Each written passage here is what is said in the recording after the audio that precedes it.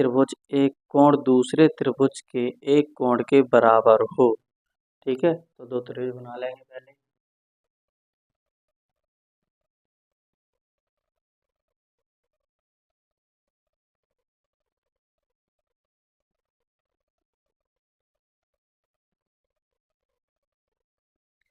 ये हो जाएगा ए बी और सी, डी ई एफ। ठीक है, अब देखो क्या दे रखा है कि एक त्रिभुज का एक कोण दूसरे त्रिभुज के एक कोण के बराबर हो। तो मान लो ए बराबर क्या हो जाएगा, डी। लिख देंगे, दिया है एंगल ए बराबर एंगल डी। ठीक है, आगे देखते हैं, इन कोणों को अंतर्गत करने वाली भुजाएं समानुपाती हों। यानी कि अंतर्गत का मतलब बनाना। तो एंगल ए को देखो कौन सी भुजा बना रही है, ए बी और ए सी। ठीक है, और इधर डी ई और डी एफ। ठीक, तो कैसी भुजाएं समानुपाती हुई, यानी ए बी बराबर होना चाहिए डी ई, ए सी बराबर होना चाहिए डी एफ। ठीक है, तो देखो ए बी बराबर डी ई। ठीक है, और हो जाएगा ए सी अपॉन में हो जाएगा डी एफ। ये दे रखा है, तो हमें सिद्ध क्या करना है कि ये दोनों त्रिभुज कैसे होंगे, समरूप होंगे। ठीक है, तो सिद्ध करना है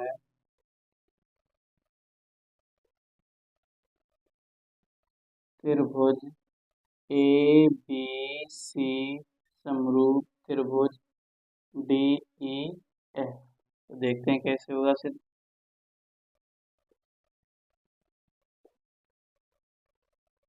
देखो त्रिभुज ए बी और ए सी दे रखा है बराबर। ठीक है, तो यानी कि ए बी बराबर हम लिख, ए बी अपॉन में हम लिख सकते हैं डी ई।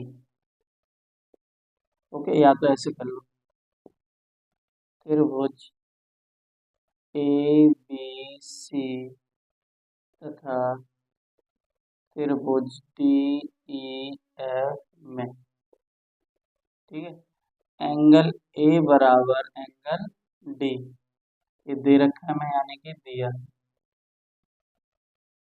ठीक है, और देखो ए बी बराबर क्या दे रखा है, डी ई, और ए सी बराबर दे रखा है हमें डी एफ। ये तीनों चीजें दी हैं उसने। ठीक है,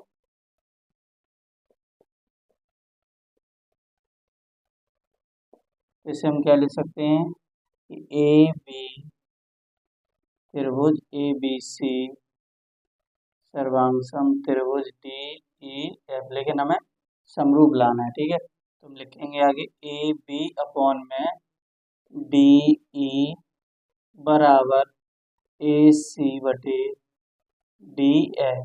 ठीक है, ये भी दे रखा है क्वेश्चन में। तो देखो समरूपता का एक नियम होता है क्या है कि जो एंगल है एक दूसरे के बराबर है, यानी एंगल ए और एंगल डी, तो और इन दोनों एंगलों को जो बनाती हैं भुजाएं, ठीक है, वो आपस में कैसी हो, अगर बराबर हैं तो त्रिभुज हमारे कैसे होते हैं, समरूप होते हैं। ठीक है, तो नीचे लिख देंगे, अतः त्रिभुज ए बी सी समरूप त्रिभुज D E F.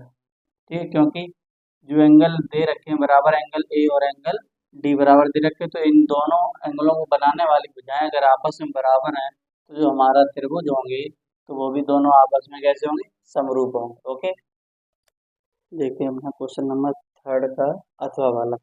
B L और सी एम एक समकोण त्रिभुज एबीसी की माध्यिकाएं हैं तथा इस त्रिभुज का कोण ए समकोण है। तो ये समकोण एंगल है ना, तो इसे क्या मान लेंगे, ए। ठीक है, तो ये हमारा हो जाएगा बी और ये सी। आगे देखते हैं, बी एल और सी एम एक समकोण त्रिभुज की माध्यिकाएं हैं। ठीक है, बी एल, तो यहाँ से उठा के इधर कर देंगे, एल हो गया क्योंकि बी एल दे रखा है, सी एम तो सी से लम डालेंगे,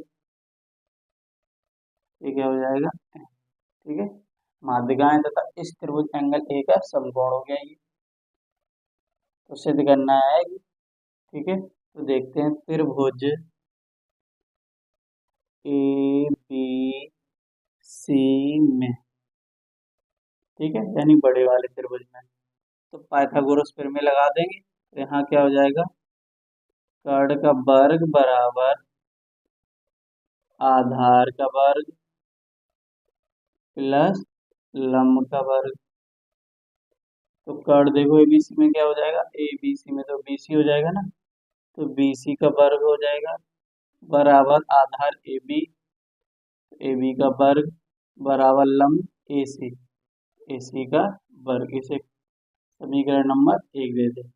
ठीक है, आगे देखिए त्रिभुज ए एल बी में, ए एल बी में, ठीक है, सेम प्रोसेस में रहेगी, यानी कि पाइथागोरस इसमें भी लगा देंगे। तो देखो ए एल क्या हो जाएगा हमारा लंब, और ए ए एल बी है ना, ए एल बी, ठीक है, ए एल हमारा लंब हो जाएगा, एल बी कर्ण हो जाएगा, और ए बी आधार हो जाएगा। ठीक है, तो देखो कर्ण हमारा क्या होगा, बी एल, तो बी एल का वर्ग बराबर आधार, आधार देखो क्या होगा, ए बी, तो ए बी का वर्ग प्लस लंब यानी कि ए एल का वर्ग।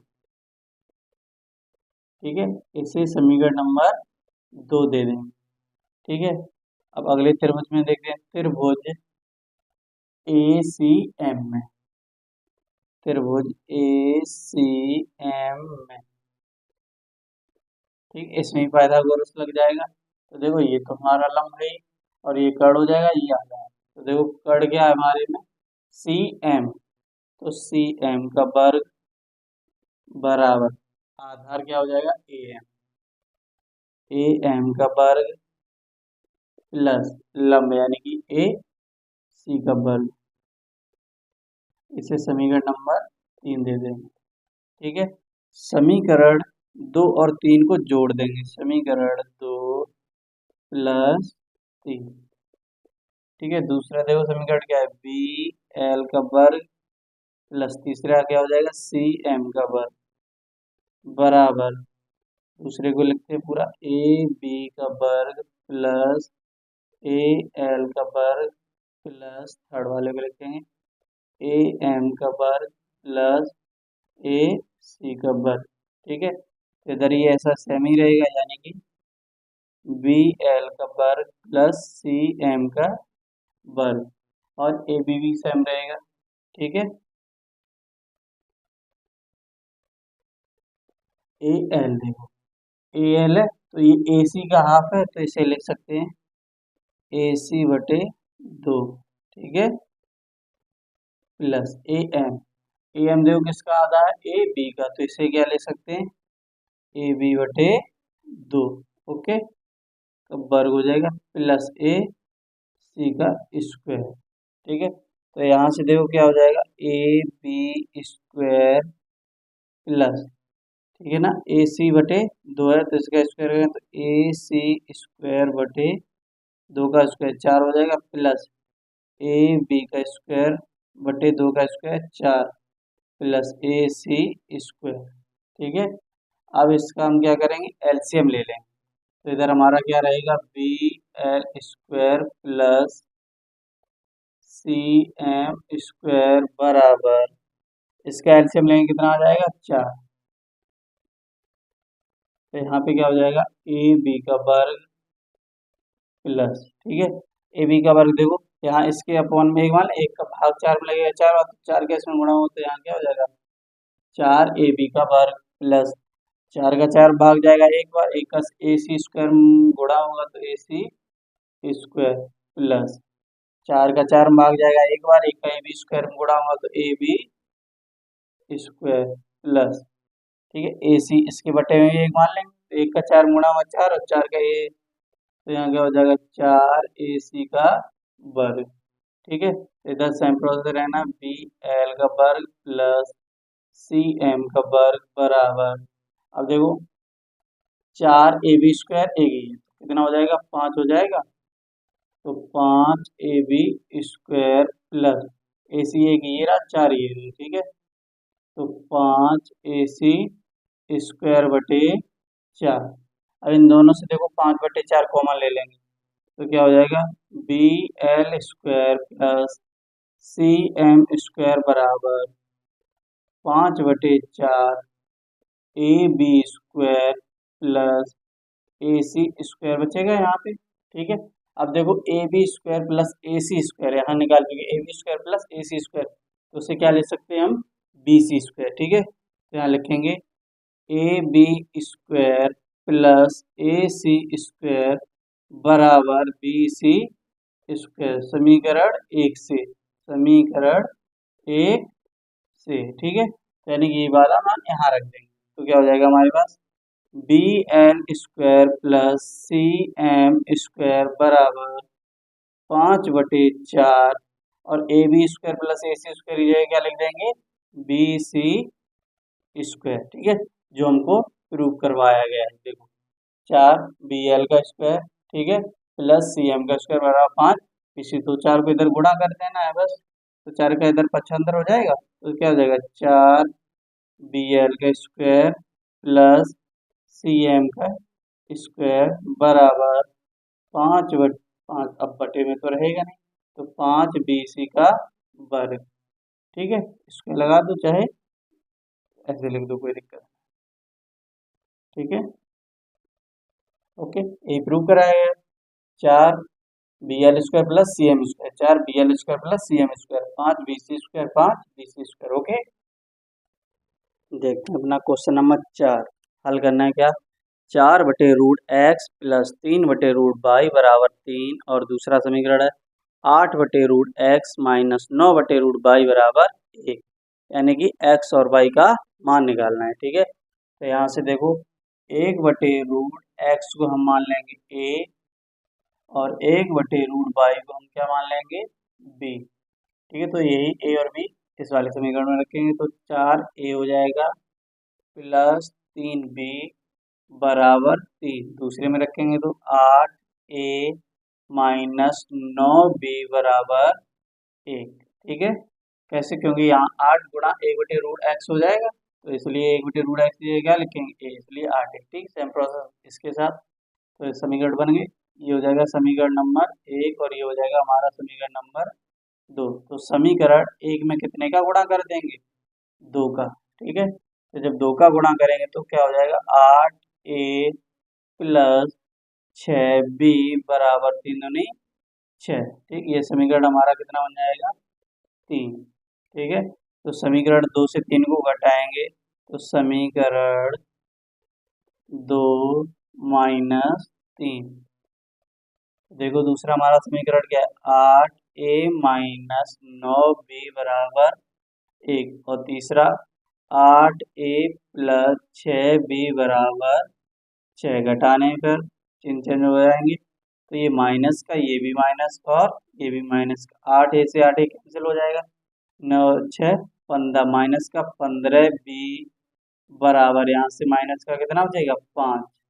ठीक है, तो यहाँ से माइनस कैंसिल हो जाएगा, तो b बराबर 5/15, तो 5 एकम 5, 5 दिया 15, यानी कि कितना b की वैल्यू आ जाएगी, 1/3। ठीक है, b का मान समीकरण 1 में रख देंगे। ओके, तो यहाँ से a का मान मिल जाएगा, तो b का मान समीकरण 1 में रखने पर, तो समीकरण 1 देखो हमारा क्या है, 4a प्लस 3b बराबर 3, तो क्या हो जाएगा 4a प्लस 3 गुणा b का मान देखो कितना है, 1/3, 1/3 बराबर 3, 3 से 3 कट जाएगा, तो यहाँ बचेगा 4a प्लस 1 बराबर 3, तो यहाँ से आएगा 4a बराबर 3, ये प्लस का रह जाएगा माइनस का, तो यहाँ 3 से जाएगा 2, और 4 गुणा में इधर जाएगा भाग में, तो यहाँ सिर्फ क्या बचेगा, a, काट देंगे, 2 एकम 2, 2 दूनी 4, यानी a की मान क्या आ जाएगा, 1/2, ए का मान रहा और बी का मान कितना है, 1/3, ये दोनों मान रख देंगे। ठीक है, तो देखो कितना आ जाएगा, 1/√x बराबर a ना, तो यहाँ से तुलना कर देंगे, यानी 1/2 हो जाएगा, कैंची गुणा हो जाएगा, तो 2 का 1 में और रूट एक्स का 1 लूँगा तो रूट एक्स बराबर कितना हो जाएगा 2। दोनों तरफ क्या कर देंगे वर्ग, दोनों तरफ वर्ग करने पर, ठीक है, तो यहाँ x बचेगा और इधर जब वर्ग करेंगे तो कितना हो जाएगा 4। तो x का मान देखो कितना आ गया है 4, ठीक है। और सेम प्रोसेस किसके साथ करेंगे 1 अपॉन वाई के साथ, तो 1 अपॉन रूट वाई, यानी कि कितना दे रखा है b, और b का मान कितना आया 1/3, तो यहाँ क्या लिखेंगे 1/3, जब कैंची गुणा करेंगे तो रूट वाई बराबर क्या निकल के आएगा 3, ठीक है। दोनों तरफ वर्ग करेंगे, दोनों तरफ वर्ग करने पर, तो यहाँ देखो क्या हो जाएगा, जब इसका वर्ग करेंगे तो यानी कि रूट वाई का वर्ग बराबर 3 का वर्ग, तो वर्ग से रूट कट जाएगा तो वाई बराबर क्या हो जाएगा 9। तो एक्स और वाई की मान है, एक्स का आ गया 4 और वाई का कितना आ जाएगा 9। ओके, इस तरीके से ये हल होगा। देखते हैं क्वेश्चन नंबर 4 का अथवा वाला। एक मोटर बोट जिसकी स्थिर जल में चाल 18 किलोमीटर पर आवर है, 24 किलोमीटर धारा के प्रतिकूल जाने में तथा वही दूरी धारा के अनुकूल वापस आने की अपेक्षा 1 घंटा अधिक लेती है, तो धारा की चाल ज्ञात करनी है। देखते हैं। माना धारा की चाल बराबर क्या हो जाएगी x किलोमीटर पर आवर, ठीक है। तो यहीं भी बोट की चाल कितनी दे रखी है, बोट की चाल बराबर 18 kilometre per hour, 18 kilometre per hour. Total दूरी कितनी है 24 किलोमीटर, तो दूरी बराबर 24 किलोमीटर, ठीक है। तो अब देखो धारा के अनुकूल चाल बराबर कितनी हो जाएगी, दोनों को जोड़ देंगे तो यानी कि 18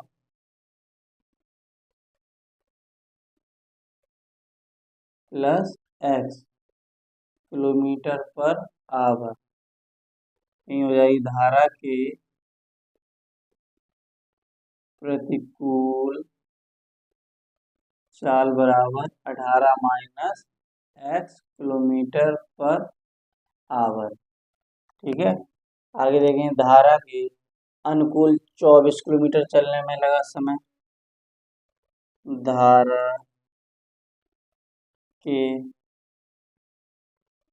अनुकूल 24 किलोमीटर चलने में लगा समय, ठीक है। तो क्या होता है चाल बराबर क्या होता है दूरी बटे समय, तो दूरी देखो कितनी दे रखी है 24 किलोमीटर, ठीक है। और चाल कितना समय हट के यहाँ पे क्या आ जाएगा चाल, तो चाल कितनी है अनुकूल है तो 18 प्लस एक्स, ठीक है। और धारा की प्रतिकूल 24 किलोमीटर चलने में लगा समय, तो क्या हो जाएगा 24 बटे प्रतिकूल है, प्रतिकूल में 18 माइनस एक्स, तो 24 18 माइनस एक्स, ठीक है। अब देखो आगे क्या दे रखा है, धारा के प्रतिकूल जाने में तथा वही दूरी धारा के अनुकूल वापस आने की अपेक्षा 1 घंटा अधिक समय लेती है, तो प्रश्न अनुसार क्या हो जाएगा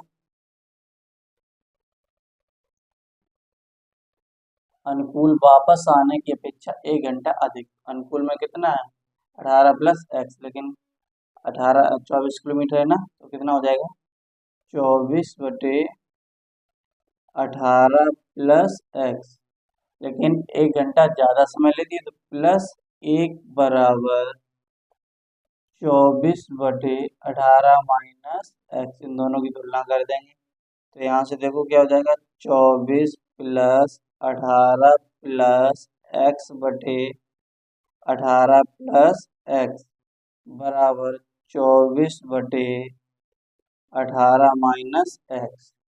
ठीक है, अब कैंची गुणा कर देंगे तो देखो 18 का इसमें हो जाएगा ना, पहले इन दोनों को जोड़ लेंगे। 18 8 4 12 2 3 4 42 हो जाएगा। ठीक है, तो 42 प्लस एक्स बटे 18 प्लस एक्स, ठीक है, बराबर 24 बटे 18 माइनस एक्स। ठीक है, अब कैंची गुणा कर देंगे तो 18 का 42 में गुणा करेंगे। ठीक है, तो देखो 42 में 18 का डायरेक्ट कर दो, 18 दूनी 36, 3 18 चकू 72 और 3 75। ठीक है, अब 42 का एक्स में होगा तो माइनस का 42 एक्स। ठीक है, अब एक्स का 18 में होगा तो प्लस का 18 एक्स, और माइनस का प्लस में होगा तो माइनस एक्स का एक्स में होगा तो एक्स स्क्वायर बराबर 24 का 18 में होगा तो 18 चकू 72, 7 18 दूनी 36 और 7 36 और 7 कितना हो जाएगा 43। ठीक है, और 24 का एक्स में होगा तो प्लस का 24 एक्स। ठीक है, अच्छा अंतर कर देंगे, x square minus x square. ठीक है, इन दोनों को देखो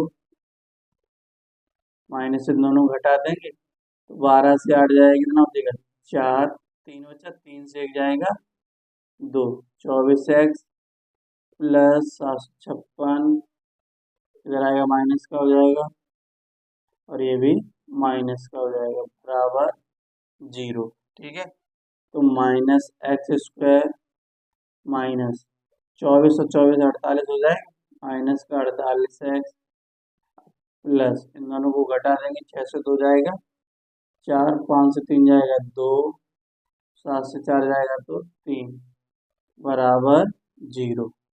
ठीक है, अब देखो क्या आ गया, एक्स स्क्वायर माइनस का 48 एक्स प्लस का 324 में माइनस का अगर गुणा कर देंगे तो यहाँ क्या बचेगा, एक्स स्क्वायर प्लस का 48 एक्स माइनस का 324 बराबर 0। ठीक, अब 324 के गुणनखंड कर लेंगे, देखो 2 एकम 2, 2 छक 12, 2 दूनी 4, 2 8 16, 2 एकम 2, 3 दूनी 6, 3 7 21, 3 9 27, 3 तिरका 9, 3 एकम 3। ठीक है, तो देखो जब भी गुणा करें तो 324 आना चाहिए, जोड़े या घटाएं तो कितना आना चाहिए 48। ठीक, तो देखो 3 तिरका 9, 9 दिया 27, 3 6, 6 दूनी 12, 7 2 9, 2 3 4 49, लेकिन यहाँ कितना हो रहा 48, तो इससे नहीं हो पाएगा। आगे देखते हैं एक बार और, 3 तिरका 9, 9 तिया 27 और 27 तिया 21, 2 3 6 7 8 81 और माइनस का 4, नहीं होगा इससे भी। एक और बार ट्राई करते हैं, 3 तिरका 9, 9 तिया 27, 27 दूनी 54। ठीक है, और 3 दूनी 6, तो 54 से जाएगा कितना हो जाएगा 48, यानी कि कितना हो जाएंगे 54 और 6, तो x square plus 54 minus 6 x minus का 324 बराबर 0। आगे देखते हैं, तो एक्स स्क्वायर प्लस का हो जाएगा 54 एक्स माइनस का 6 एक्स माइनस का 324 बराबर 0। ठीक है, तो देखो इन दोनों से एक्स कॉमन ले लेंगे तो यहाँ क्या बचेगा एक्स प्लस 54, यहाँ से माइनस का 6 कॉमन ले लेंगे तो एक्स प्लस 54 बचेगा यहाँ। ठीक है, बराबर 0। देखो 24 2 हासिल 6 पंजे 302 32, एक बार क्या आ जाएगा एक्स प्लस 54 और एक बार आ जाएगा एक्स माइनस 6 बराबर 0। तो यहाँ से देखेंगे एक्स प्लस 54 बराबर 0, यानी कि एक्स बराबर माइनस का 54 और यहाँ से x माइनस 6 बराबर 0, यानी कि x बराबर 6। तो नेगेटिव हम लेते नहीं, पॉजिटिव लेंगे। तो x बराबर कितना आ गया 6, यानी कि हमसे क्या पूछा गया है, धारा की चाल। और x की वैल्यू कितनी आई 6, यानी कि x किलोमीटर आ गई। यानी माना धारा की चाल को क्या माना था, x। तो धारा की चाल कितनी आ गई, धारा की चाल बराबर 6 kilometre per hour. Okay. Question number 5, धातु की चादर से बना और ऊपर से खुला एक बर्तन शंकु के एक छिन्न का आकार का है। ठीक है, देखो बर्तन ऊपर से खुला हुआ है, जिसकी ऊंचाई 24 सेंटीमीटर। तो इसकी टोटल ऊंचाई कितनी हो गई, 24 सेंटीमीटर। तथा निचले और ऊपरी सिरों की त्रिज्याएं क्रमशः 8 और 20 सेंटीमीटर है। तो निचले की 8 हो गई और ऊपरी की कितनी हो गई, 20।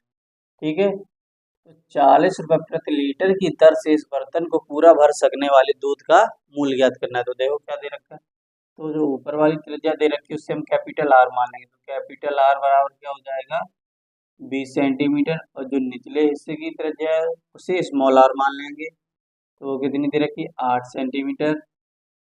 एच ऊंचाई कितनी दे रखी है, 24 सेंटीमीटर। ठीक है, तो इसमें हम शंकु के एक छिन्नक के आकार का क्या निकाल लेंगे, आयतन। क्योंकि आयतन से हमें पता चल जाएगा कि उसमें कितना दूध है। ठीक है, फिर उसमें कितने दूध की मात्रा अगर पता चल जाएगी तो उसमें रुपए का गुणा कर देंगे। तो देखते हैं, छिन्नक का आयतन बराबर, जो शंकु का होगा वही होगा, 1/3 pi h capital are square plus small are square plus r r. ठीक है, तो यहाँ से हो जाएगा 1/3 पाई एच, एच कितना है 24, ब्रैकेट लगाएंगे आर स्क्वायर, आर कितना है कैपिटल 20, कैपिटल आर 20 का स्क्वायर प्लस स्मॉल आर कितना है 8, तो 8 का स्क्वायर प्लस कैपिटल आर 20, तो 20 गुणा स्मॉल आर 8 8। ठीक है, तो यहाँ से काट देंगे 8 24, 8 का पाई होगा तो क्या हो जाएगा 8 पाई। आगे 20 का अगर स्क्वायर करेंगे तो कितना हो जाएगा 400, प्लस 8 का स्क्वायर करेंगे तो 64, प्लस अब 20 का 8 में गुणा करेंगे तो 160, जोड़ देंगे तो 8 पाई। ठीक है, गुणा, इसे जोड़ो तो 400 में 64 जोड़ेंगे तो कितना हो जाएगा 464, 464 में तो 4 6 6 12 4 5 624 हो जाएगा। ठीक, पाई की वैल्यू कितनी दे रखी है 3.14, तो 8 गुणा 3.14 गुणा 624। तो देखते हैं गुणा करके, 624 में किसका गुणा करेंगे 8 का, या 314 में कर लो 8 का। ठीक है, यानी 3.14। तो पहले 624 में 8 का करते हैं, 624 में 8 का, तो 8 चौको 32, 3 8 दूनी 16, 3 19, 1 8 से 48 और 1 49। ठीक है, अब इसमें करेंगे 3.14 का, तो 3.14, 4 दूनी 8, 4 नम 36, 3 4 नम 36 और 3 39, 3 4 चौक 16 और 3 19। अब एक का करेंगे तो हो जाएगा 2 9 9 और 4, 3 का करेंगे तो 3 दूनी 6, 3 9 27, 2 9 27 28 29, 2 4 3 12 और 2 14, 8 6 2 8 9 6 15 या 9 9 18 18 6 24, 2 9 9 18 18 और 7 25 25 और 2 27। ठीक है, और 9 और 1 10 14 14 और 2 16 हासिल 1 4 1 5 और 15। ठीक है, पॉइंट लग जाएगा 2 के बाद, तो कितना आ गया 15,674.88 सेंटीमीटर क्यूब। ठीक है, लेकिन आयतन हमें निकालना किस में है, लीटर में। ठीक है, इसलिए इसमें 1000 का हम क्या दे देंगे, भाग। तो इसलिए 15,674.88 बटे 1000 लीटर। ठीक है, तो देखो 3 की जगह और आएगा ना पॉइंट, तो 15.674 लीटर। ठीक है, लेकिन अब हमें 1 लीटर का कितना मूल्य दे रखा है, 40 रुपये। देखते हैं आगे।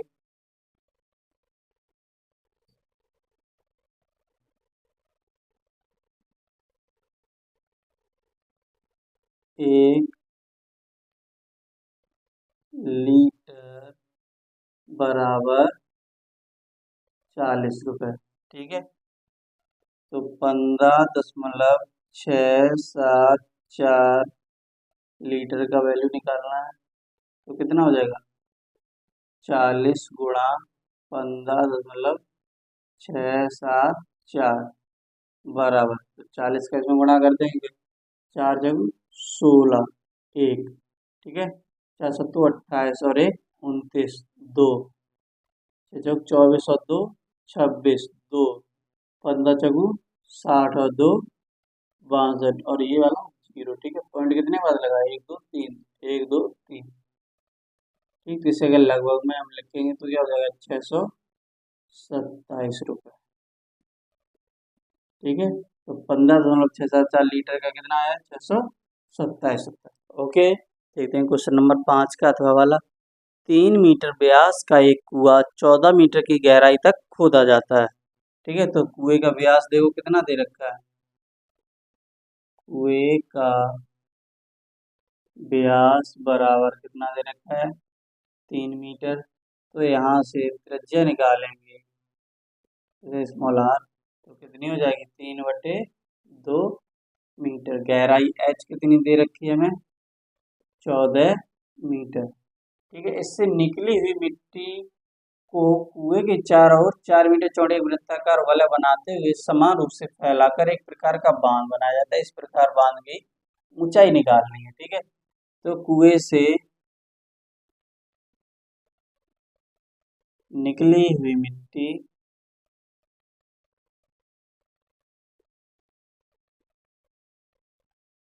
का क्षेत्रफल निकालना है। ठीक है, तो क्या हो जाएगा, πr²h।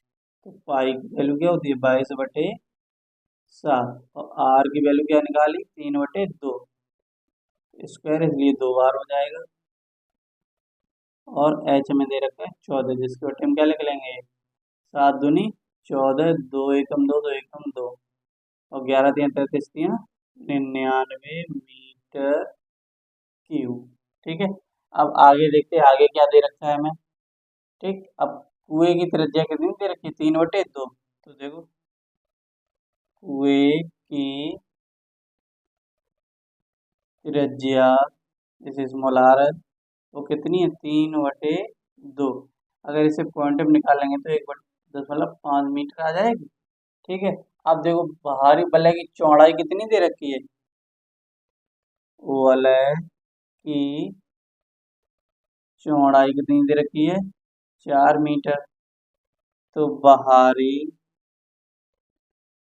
वलय की त्रिज्या कैपिटल आर से डिनोट करेंगे, कितनी हो जाएगी, 4+1.5 बराबर 5.5 मीटर। वो देखो कैसे हो जाएगी, व्यास कुआं दे रखा है, कुएं का व्यास कितना है, 3 मीटर। तो ये देखो कुएं का व्यास 3 मीटर, तो इसकी जो त्रिज्या होगी वो 1.5 हो जाएगी। ठीक, बाहरी वलय की चौड़ाई देखो कितनी दे रखी है, 4 मीटर। तो बाहरी वलय ये लो, इसकी ये चौड़ाई कितनी दे रखी है, 4 मीटर। तो बाहरी वलय की अगर त्रिज्या निकालेंगे तो पूरी यहाँ से यहाँ तक हो जाएगी, तो 4 ये जुड़ जाएगा, तो 4 और ये कितना हो जाएगा, 5.5 मीटर। ठीक है, इसलिए बाहरी वलय की त्रिज्या हमारे पास कितनी आ जाएगी, 5.5 मीटर। ठीक है, अब हम निकालेंगे वृत्ताकार बांध का क्षेत्रफल। क्या निकलेगा, वृत्ताकार बांध का क्षेत्रफल। तो इसको क्या करेंगे, बाहरी क्षेत्रफल माइनस आंतरिक क्षेत्रफल। तो बाहरी क्षेत्रफल क्या है, यानी कि बाहरी के लिए कैपिटल आर लेंगे, ठीक। तो आर, तो पाई आर स्क्वायर, ठीक, माइनस आंतरिक के लिए अंदर है इसलिए स्मॉल आर है, तो पाई आर स्क्वायर। तो यहाँ से हम पाई को कॉमन ले लेंगे, ठीक है। तो पाई को अगर कॉमन लेंगे तो क्या बचेगा, capital are square minus small are square. तो देखो पाई को तो पाई रहेगा, ठीक है। कैपिटल आर की वैल्यू देखो कितनी दे रखी है,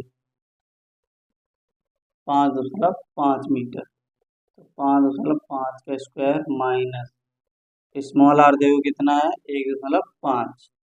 तो 1.5 का स्क्वायर, ठीक है। तो पाई 5.5 का स्क्वायर करेंगे तो देखो, पचम 25, 2 × 25 और 2 27, 275, 5 7 5 12 7 2 9 10 3 2 के बाद लग जाएगा यार, 30.25 माइनस, अब 15 का स्क्वायर कितना होता है, 225, 2 के बाद 1 और 2 पॉइंट लग जाएगा, ठीक है। अब पाई की वैल्यू क्या होती है, 22/7 गुणा, अब देखो 0.25 है, 0.25 तो 0.00 बचेगा, और 30 से जो 2 जाएगा तो 28, तो कुल मिला के क्या बचेगा, 28। काट देंगे 7×4 = 28, तो यहाँ क्या बचेगा, 28 यानी कि 88 मीटर, ठीक, स्क्वायर। अब आगे क्या दे रखा है, बांध, तो इसकी ऊंचाई निकालनी है, तो देखो बांध की ऊंचाई बराबर, देखो क्या करेंगे, कुएं से निकली हुई मिट्टी के क्षेत्रफल में वृत्ताकार बांध के क्षेत्रफल का क्या दे देंगे, भाग, ठीक है। कुएं से निकली हुई मिट्टी, कुएं से निकली हुई मिट्टी का क्षेत्रफल बटे वृत्ताकार बांध का क्षेत्रफल।